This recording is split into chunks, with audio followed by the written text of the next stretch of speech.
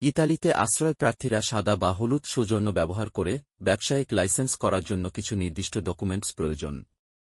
নিম্নলিখিত ডকুমেন্টগুলো সাধারণত প্রয়োজন হয়। বৈধ সৌজন্য। ইতালিতে আশ্রয় আবেদন করার পর কস্তুরা থেকে পাওয়া অস্থায়ী পারমিট। কোদেসি ফিসকালে বা ট্যাক্স আইডেন্টিফিকেশন নম্বর। ইতালির ঠিকানা, বাসস্থানের প্রমাণপত্র বা অসপিতালিতা প্রয়োজন হতে পারে। পাসপোর্ট। আপনার পরিচয় প্রমাণ করার জন্য ভ্যালিড পাসপোর্ট অথবা কস্তুরা থেকে পাসপোর্ট রেখে দেওয়ার সিল সম্বলিত সার্টিফিকেট। বিজনেস প্ল্যান, ব্যবসার প্রকৃতি এবং কার্যক্রম সম্পর্কে বিস্তারিত বিবরণ। কমুনে থেকে সনদপত্র, স্থানীয় কমুনে অফিস থেকে সার্টিফিকেট বা রেজিস্ট্রেশন অথবা রেসিডেন্ট কার্ড। এছাড়াও নির্দিষ্ট কিছু ব্যবসার জন্য অতিরিক্ত লাইসেন্স এবং অনুমোদন প্রয়োজন হতে পারে। এই প্রক্রিয়ার জন্য ইতালিয়ান চেম্বার অফ কমার্সে যেতে হবে। সঠিক তথ্যের জন্য এবং আপনার নির্দিষ্ট ক্ষেত্রে কি কি লাগবে তা নিশ্চিত করতে স্থানীয় আইনি পরামর্শ গ্রহণ করা উচিত। আশা করি আজকের ভিডিও আপনাদের জন্য উপকারী হয়েছে।